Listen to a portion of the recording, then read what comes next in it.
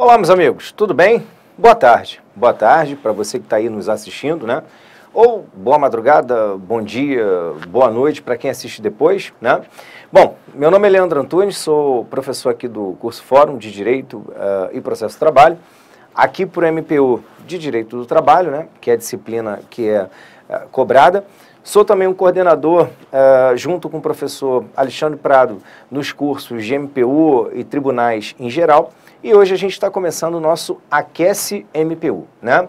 Uma semana de aulas gratuitas, um bate-papo gratuito aqui que a gente faz, antes, inclusive, do início das nossas turmas, né?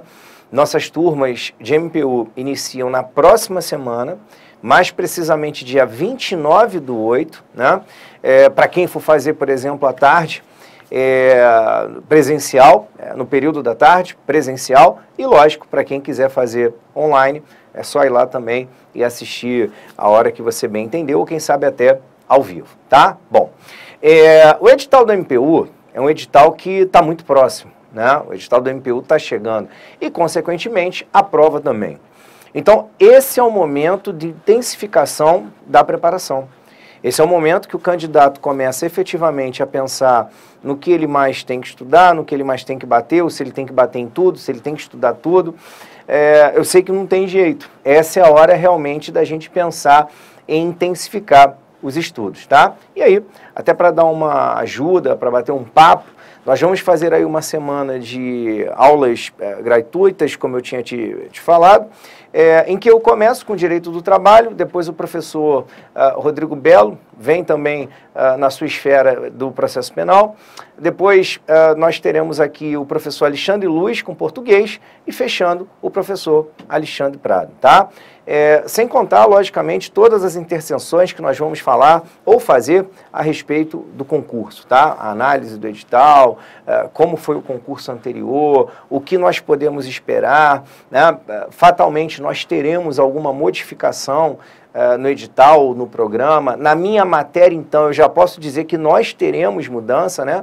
Porque o concurso do MPU até então, ele não trabalhou com a reforma trabalhista, né? A banca, inclusive, definida, banca CESP, dá para você ficar bem mais tranquilo, pegar as questões de provas anteriores. Ontem mesmo eu recebi uma mensagem de uma aluna que me questionava: Leandro, eu já fiz todas as questões de provas anteriores do MPU, o que eu faço agora? Questões CESP, né? Peguem questões, por exemplo, de TRTs, peguem questões de outros concursos, AGU e tudo mais, e comecem a realizar essas questões, lógico, dentro das matérias que serão cobradas no MPU. Por enquanto, estamos trabalhando com uma previsão do que foi o concurso passado, mas a gente não pode esquecer, repito, que o edital está muito próximo de sair, tá? Então, a gente pode ser que nesta semana já tenhamos aí o que efetivamente nós vamos poder nos ater, estudar e tudo mais, tá? Então, a gente está aqui justamente para tentar te ajudar e esperamos, logicamente, que você curta bastante esse Aquece MPU e para quem vai entrar aí, para quem vai se matricular na nossa turma, consequentemente, e quem já está matriculado, né? Tem muita gente que já está matriculado, eu recebi inclusive agora mensagem aqui pelo Instagram, não vou conseguir acompanhar, né? Porque eu vou querer falar um pouquinho aqui do Direito do Trabalho, mas eu recebi mensagens, por exemplo, pelo Instagram, do pessoal falando: já estou matriculado na turma, hein, Leandro? Estou esperando, hein? A semana que vem vou acompanhar outro, hoje, mas semana que vem estamos aí também com vocês, tá? Bom, vamos fazer o seguinte. Já que o nosso tempo é relativamente um tempo que deve ser bem explorado, bem aproveitado, eu vou trazer aqui algumas questões de direito do trabalho para vocês, questões de concursos anteriores, né, seja do MPU ou seja de outros concursos, mas lógico, da banca CESP, tá? E aí é interessante esse nosso bate-papo, porque primeiro, a gente enxerga, ou consegue pelo menos enxergar, um foco muito grande da banca, pelo menos em direito do trabalho, em cima de alguns assuntos, né? Alguns assuntos são assuntos que são, digamos, comuns. Reforma trabalhista chegou e a gente tem que adequar esses assuntos comuns à realidade. Claro, né? Eu sempre comento isso. Mercado de trabalho da mulher, por exemplo, é um assunto que sempre veio, né, sendo muito cobrado no MPU.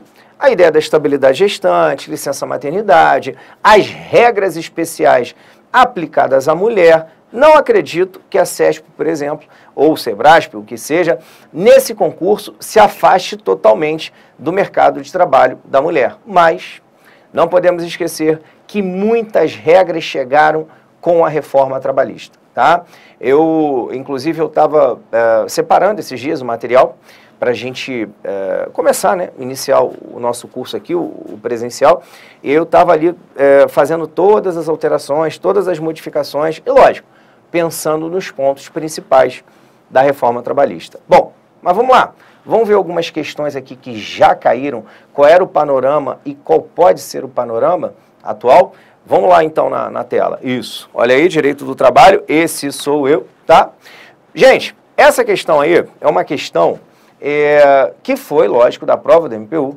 A banca, logicamente, foi o CESP, né, o Sebrasp, o que seja, né? E vejam que uma questão curtinha, mas que dava um certo trabalho para o candidato.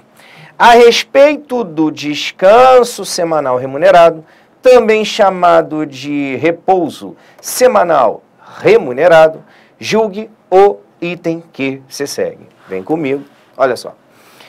Em relação ao repouso semanal remunerado, ou descanso semanal remunerado, a gente tem que lembrar que a previsão constitucional é de que esse repouso seja preferencialmente aos domingos, né? E não obrigatoriamente aos domingos. Então, eu vou ter o repouso semanal remunerado, preferencialmente aos domingos, mas pode ser que o meu repouso semanal remunerado seja em outro dia. Chama a atenção aqui de vocês para o artigo 386 da CLT, que diz que a mulher deve descansar pelo menos 2 domingos ao mês, tá? É uma regra importante, ainda mais se você levar em consideração esse histórico da banca de geralmente querer trabalhar em cima do mercado de trabalho da mulher, tá? E a banca escolhida, inclusive, ela tem uma questão interessante, porque ela é uma das poucas bancas que eu vejo em concurso público que trabalha a lei que trata, por exemplo, do repouso semanal remunerado. Essa questão, inclusive, foi um exemplo disso. Quer ver? Vamos voltar lá. Olha só.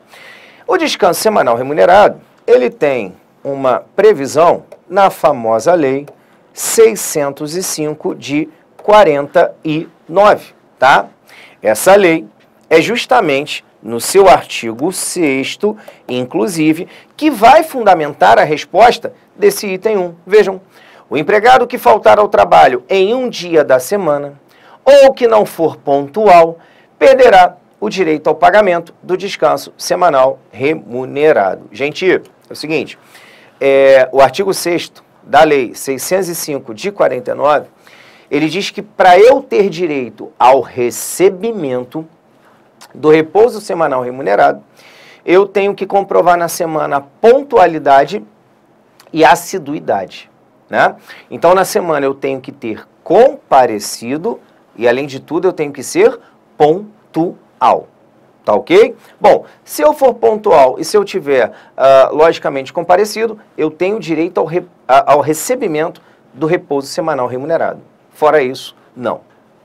Agora, não confundam direito ao recebimento com direito ao gozo do repouso semanal remunerado. Uma coisa é perder o direito ao recebimento, outra coisa é perder o direito ao repouso. Se você não cumprir esses requisitos, você não perde direito ao repouso, você só perde direito ao recebimento. Leandro, mas como assim? Como ficaria isso? Vamos lá na questão para a gente matar isso aqui. Olha só, segunda, terça, quarta, quinta, sexta, sábado e domingo, não é isso?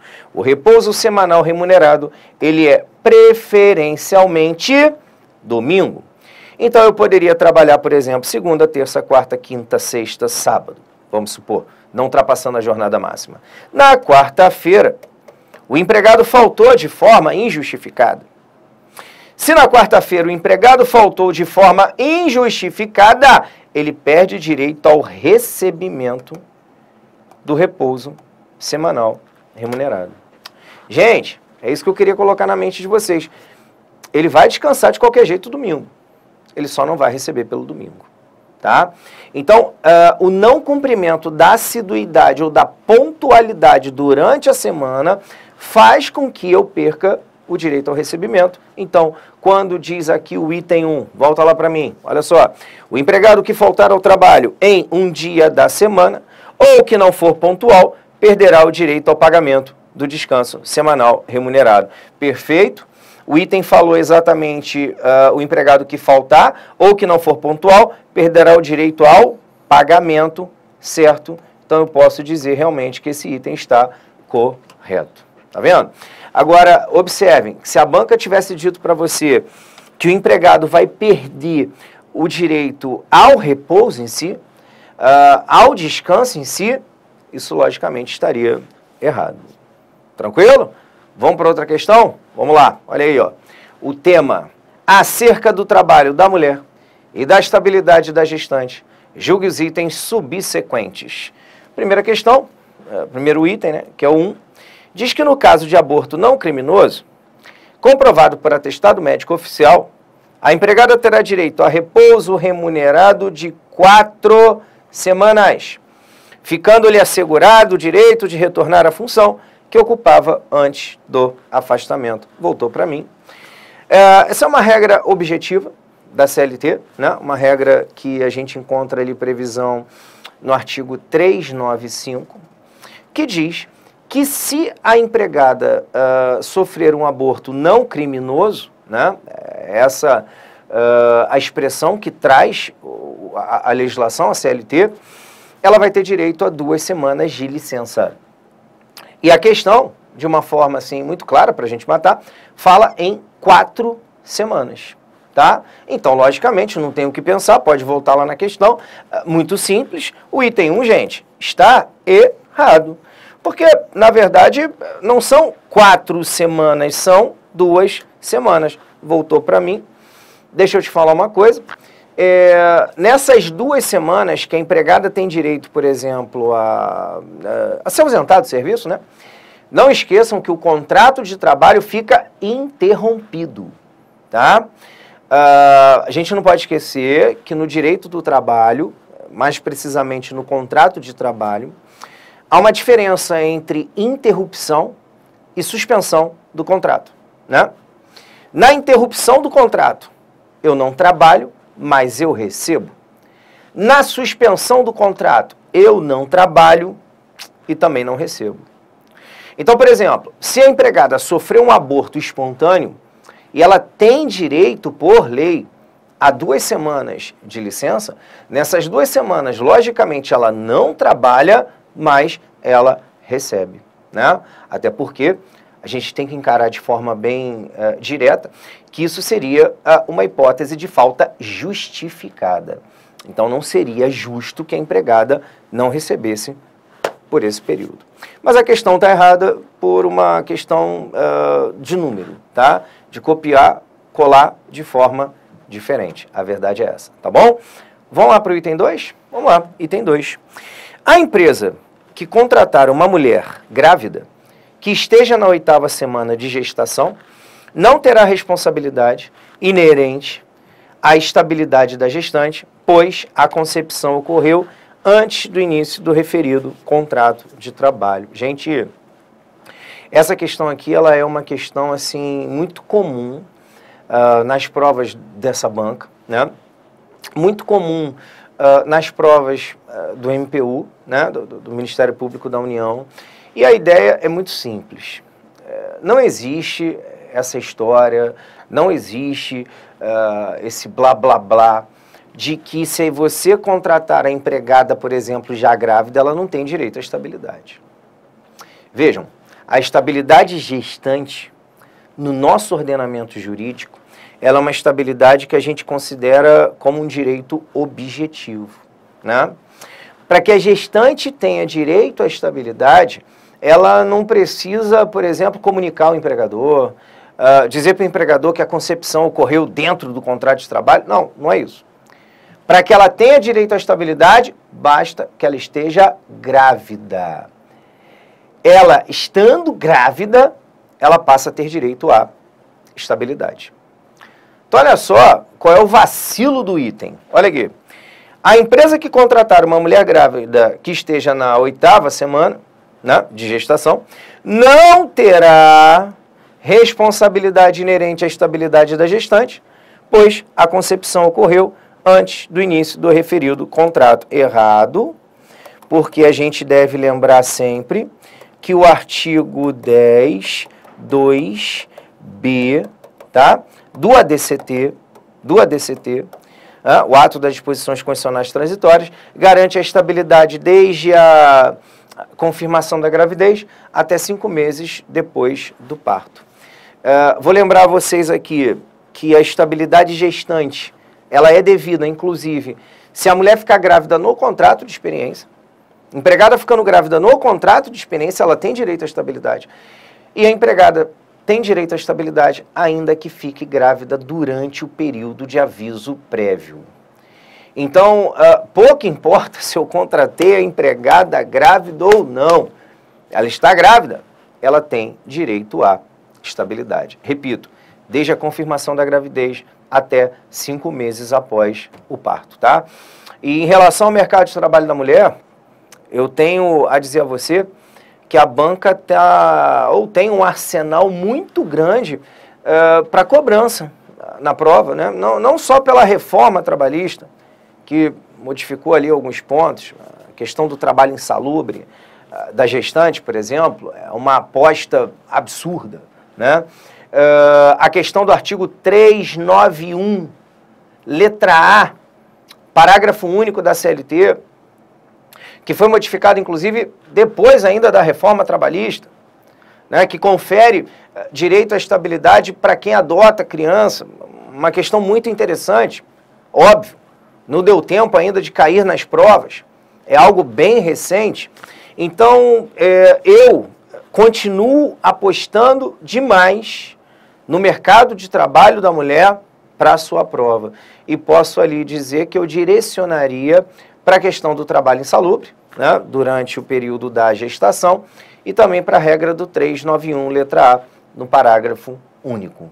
Tá ok? Então, vamos lá. Os nossos itens, os 2 itens aí no caso, ficaram logicamente errados. Tá ok? Foi? Bom, vamos lá. Continuando aqui, mais um item para a gente julgar. Esse é acerca da duração da jornada de trabalho, né? E sua compensação. Gente, um dos temas que a banca CESP, o Sebrasp, o que seja, mais gosta ou mais tem, assim, digamos, apego em direito do trabalho, junto com o mercado de trabalho da mulher, junto com suspensão e interrupção, junto com extinção do contrato de trabalho, é a questão da duração da jornada de trabalho. Ou tão somente a jornada de trabalho, tá? Essa daqui eu fiz questão de trazer para vocês por uma razão lógica. Isso mudou com a reforma trabalhista. A reforma trabalhista ela trouxe uma mudança em relação a essa questão. E aí, lógico, a gente espera isso para efeito de prova e principalmente alerta os candidatos, né, a respeito do tema. É aquele tipo de questão que, se cair, eu não tenho como errar, eu tenho que acertar, porque já é bem esperado, pelo menos dentro de direito do trabalho. Tá ok? Vamos lá no item, só para a gente analisar? Olha só. Julgue o item abaixo acerca da duração da jornada e sua compensação. 1. O sistema de banco de horas somente poderá ser implantado na empresa por meio de instrumento coletivo de trabalho. Bom, vou destacar 2 coisas aí nesse período, tá? Primeiro, o sistema de banco de horas, né? Somente poderá ser implantado na empresa por meio de instrumento coletivo de trabalho. Lembrando que quando está se falando aqui em instrumento coletivo, se está pensando na ideia do acordo coletivo de trabalho e também na ideia da convenção coletiva de trabalho, tá? Em outras palavras, Está sendo dito aí que o banco de horas somente pode ser celebrado por acordo coletivo ou convenção coletiva de trabalho. Tá ok? Bom, mas tinha uma palavrinha aqui que eu acho que era a mais marcante de todas, né? Que eu vou marcar diferente, né? Pode ir lá na tela, isso. Essa palavrinha eu vou marcar aqui, ó, que vai ser o somente, tá? Somente. Gente, é o seguinte, no pós-reforma trabalhista, né? Após a chegada da Lei 13.467 de 2017, o banco de horas, ele não é mais encetado tão somente por acordo coletivo de trabalho e convenção coletiva de trabalho, né? O banco de horas, ele hoje pode ser encetado também por acordo individual escrito. Ou seja, para você realizar o banco de horas, o que é o banco de horas? Aquele tipo de regime em que o empregado vai realizar horas extras, mas ele não vai receber pelas horas extras que ele realizou. O que vai acontecer ali? Ele vai descansar aquelas horas que ele trabalhou a mais, né? Então você vai ter uma situação que vai ser a seguinte: eu vou trabalhar mais, eu vou fazer hora extra, mas eu não vou receber pelas horas extras. Eu vou descansar pelas horas que eu fiz. O que é isso? É o banco de horas. Que, em tese, você vai descansar essas horas que você fez a mais num período de até 1 ano. Então, por exemplo, eu estou trabalhando numa empresa. Eu realizei horas extras, né? Eu não vou receber. Eu vou descansar. Em até quanto tempo eu vou descansar essas horas? Em até 1 ano, né? Agora, no pós-reforma trabalhista, surgiu a possibilidade de você poder fazer horas extras, ser enquadrado no regime de banco de horas, ou seja, descansar, folgar essas horas que você trabalhou a mais, por um período de até 6 meses. Ou seja, o empregador vai ter que te deixar descansar num período de até 6 meses. Esse tipo de acordo de até 6 meses admite, aqui no caso, que haja uma celebração, não, um acordo, entre empregado e empregador, sem necessidade de sindicato. A regra é que o banco de horas, para eu descansar em até 1 ano, dependa de acordo coletivo ou convenção coletiva. Ou seja, dependa da participação do sindicato. Mas se eu fizer essa compensação em até 6 meses, eu posso fazer através de acordo individual escrito, empregado e empregador. Então vamos lá no item. Olha só. Quando diz a questão, né, o item, que o sistema de banco de horas somente poderá ser implantado na empresa por meio de instrumento coletivo, errado, porque no pós-reforma trabalhista, eu, logicamente, posso fazer também por acordo individual escrito. E até um cuidado que eu queria pedir a vocês, porque de repente vocês pegam essas questões e vão depois procurar o gabarito, né? À época, por exemplo, da questão, realmente o acordo de banco de horas era só por instrumento coletivo. Então, à época da questão, esse item estava correto. A gente está adequando o item à nossa realidade e dando o nosso gabarito, sem, aqui no caso, termos que ficar, digamos, fixos no gabarito dado à época pela banca. Tá ok? Tranquilo? Questão ótima, hein? Essa do banco de horas, essa de jornada de trabalho, eu não tenho muita dúvida, não, né? Bom, aí, o que eu falei para você, né? Peguei as questões de provas anteriores do MPU. Fiz, acabou, não tem nada para eu fazer. Não foi o caso aqui. Nosso bate-papo aqui é um bate-papo mais direto, mais objetivo, mais célere, mas para te mostrar o que vem acontecendo no mundo trabalhista. Acabaram esses tipos de questões, análise de itens e tudo mais. Quem falou que tem problema eu pegar a questão objetiva? Outro dia, um aluno veio conversar isso comigo, ele falou, poxa, Leandro, mas eu vou fazer uma prova da CESP que é de análise de item. E acabou, não tem mais item ali no caso para eu analisar, acabou. Eu falei assim, olha, pega a questão de ABCDE ou ABCD, não sei. Porque cada letra é um item. É como se você estivesse dizendo se o item é verdadeiro ou falso. como eu trouxe mais ou menos esse item aí para você, na verdade essa questão para você, com 5 itens, né? Olha só, no que se refere à alteração ou extinção do contrato de emprego, assinale a opção correta. No que se refere à alteração ou à extinção do contrato de emprego, assinale a opção correta. Letra A. Constitui alteração unilateral ilícita, ilícita, a determinação do empregador para que o empregado deixe função de confiança e reverta a cargo efetivo anteriormente ocupado. Gente, num tema contrato de trabalho, mais precisamente no tema alteração do contrato de trabalho, essa letra A, ela é, digamos, aquele caminho obrigatório, né? O que a gente tem que fazer de início, o que a gente tem que bater de qualquer jeito, né? O artigo 468 da CLT diz claramente que o fato do empregado sair, por exemplo, da função de confiança, do cargo, né, de confiança, e retornar para o cargo efetivo, não constitui alteração ilícita, não constitui. O empregador pode sim retirar o empregado de uma, por exemplo, função que ele exercia, né, que era uma função ali no caso de confiança, e retornar com ele para o seu cargo efetivo. Tá ok? Olha só o que diz a letra A e vamos concluir se ela está certa ou está errada.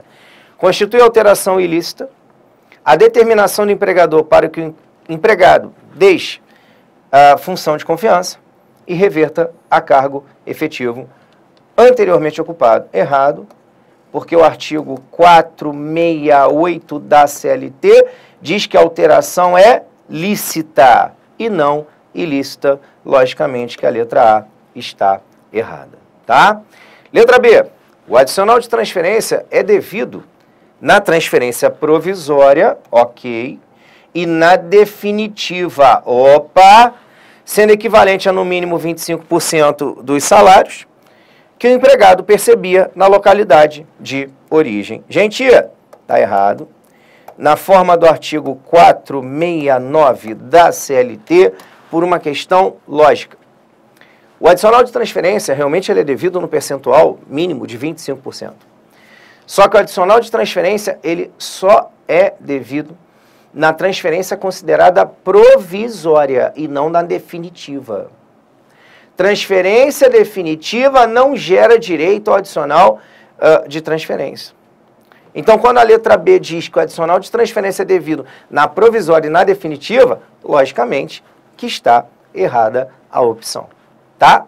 Vamos lá, letra C. Em caso de extinção do estabelecimento, é lícita a transferência do empregado, dado o princípio da continuidade da relação de emprego. Bom, é o seguinte, a extinção, aqui no caso do estabelecimento, realmente é um, digamos, permissor de que você possa transferir o empregado sem anuência dele, ali no caso. Inclusive, nesse caso, lógico, a transferência vai ser considerada lícita. A transferência, em regra, para ser realizada, ela é, logicamente, eu tenho a necessidade de ter a anuência da parte, salvo em alguns casos, né? Salvo em alguns casos. Bom, neste caso aqui, nessa questão, a letra C ela é perfeita porque ela diz que em caso de estabelecimento é lícita a transferência do empregado, e é mesmo. Agora, se a banca dissesse assim, ó, em qualquer caso, o empregador pode transferir o empregado sem a sua anuência, sendo a transferência considerada lícita. Errado. Porque, em regra, precisa da anuência, salvo nesse caso. Então, volta lá para mim. Em caso de extinção do estabelecimento, é lícita a transferência do empregado, dado o princípio da continuidade da relação de emprego, certa, tá? Acho que vai ser o gabarito, vou até já deixar marcado aqui, artigo 469 da CLT. As outras duas, elas são bem assim notórias, né? O erro é bem notório. A letra D diz que as despesas resultantes da transferência que acarretem mudança de domicílio correm por conta do empregado, mentira, correm por conta do empregador, tá? Artigo 470 da CLT, tá errada, a letra D. E a letra E, é lícita a rescisão por justa causa do contrato individual de trabalho, ante a negativa do empregado, a efetivação de qualquer alteração no contrato de trabalho proposta de forma unilateral pelo empregador. Em outras palavras, está dizendo o seguinte: eu sou empregador, eu peço para te transferir, ou sei lá, fazer alguma alteração no contrato, e você diz para mim que não, que você não quer. Né? Aí a questão diz, é lícita a rescisão por justa causa, ou seja, eu vou te mandar embora, tá? Vou te mandar embora, porque você não quis seguir uma ordem que eu dei. E aí no final ele diz assim, qualquer alteração, não. Porque a alteração que for, logicamente, prejudicial ao empregado, ela não pode ser considerada como lícita. A alteração em regra, você depende da anuência do empregado e mesmo assim, a alteração não pode ser prejudicial. Vamos lá ler a letra E de novo? Olha só. É lícita a rescisão por justa causa do contrato individual de trabalho, ou seja, manda embora o empregado que não quis se submeter a qualquer alteração proposta de forma unilateral pelo empregador. Óbvio, pode deixar lá, errado, tá? Errado. A única possibilidade que teria o empregador de fazer alteração unilateral, ou seja, sem anuência do empregado, seria naquilo que a gente conhece como ius variandi, né? É o poder de variação que tem o empregador dentro do contrato de trabalho. Tá ok? Tranquilo? Então o gabarito da nossa questão ficou letra C, tá? Gente, olha só, nosso bate-papo está chegando ao fim. Como eu disse no início, é um bate-papo mesmo, que não vai parar por hoje. Amanhã a gente tem a sensacional participação aqui do professor Belo, tá? Que vai chegar aqui com toda a força, com toda a vontade, um cara que agrega muito aqui no nosso curso e tudo mais. No curso do MPU também está aí participando. Depois você vai ter o sensacional professor Alexandre Luz e depois nosso amigo Alexandre Prado, tá? Eu espero que vocês tenham aproveitado bastante, mais do que isso, aproveitem mais ainda tudo que vai acontecer dentro dessa semana. Qualquer dúvida, gente, qualquer tipo de situação, é só mandar mensagem, geralmente o pessoal até manda pelo Instagram, tá? @professor Leandro Antunes ou no próprio Instagram do curso Fórum, tá? Facebook, o que seja, a gente está aí para receber qualquer tipo de dúvida, questionamento, e estaremos prontos aqui sempre para te ajudar, tá? Foi uma honra ficar aqui hoje com vocês. Para quem quiser, nossa turma começa aí dia 29/8, né, na próxima semana. Um forte abraço, ótimos estudos sempre. A gente vai se ver muito ainda. Eu vou aqui voltar falando outras coisas. Ó, forte abraço, beijos, até a próxima, hein? Tchau, tchau.